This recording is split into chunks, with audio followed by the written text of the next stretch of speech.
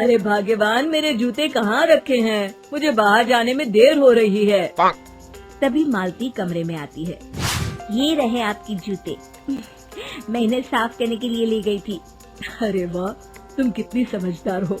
मेरे बिना कुछ कहे ही सारे काम कर देती हो। तभी मालती झिझकते हुए रमेश से कहती है, सुनिए जी, आपसे एक बात कहूँ, बुरा तो नहीं मानेंगे ना? अरे नहीं नहीं, बेफिक्र होकर कहो।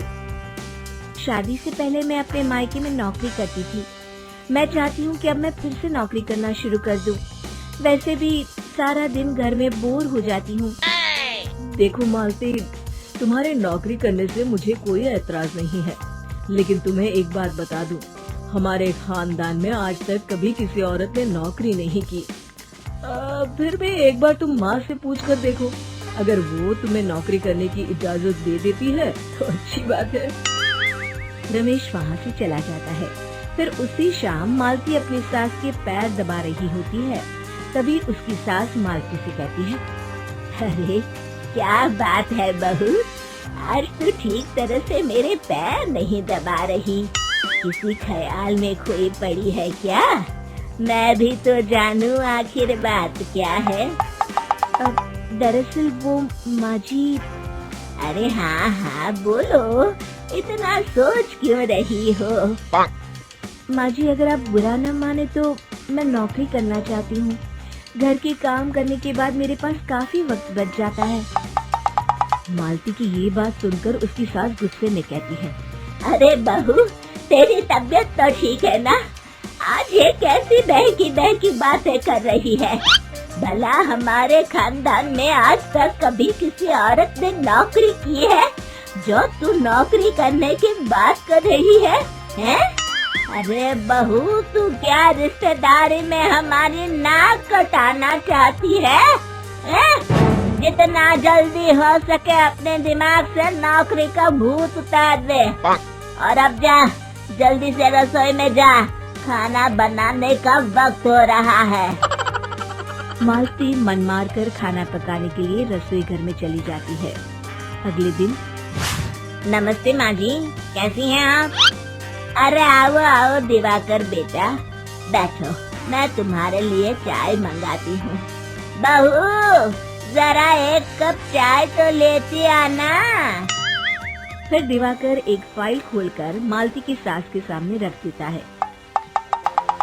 ये देखिए माँ जी, ये है पिछले महीने का हिसाब और ये रहे मुनाफे के रुपए।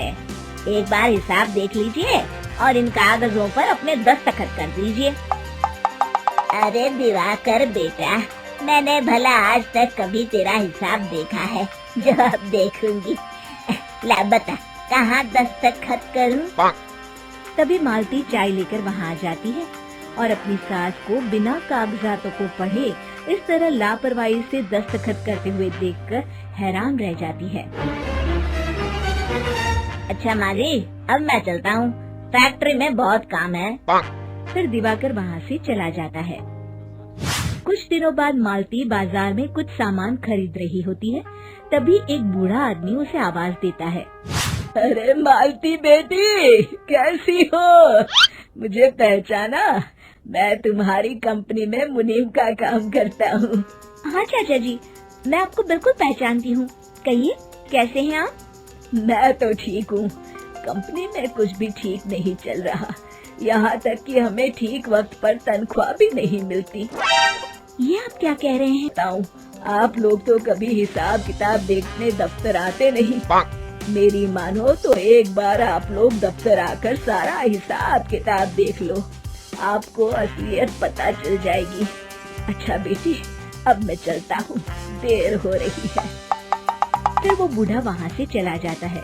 वहीं दूसरी तरफ मालती घर पहुंचकर अपनी सास को सारी बात बताती है।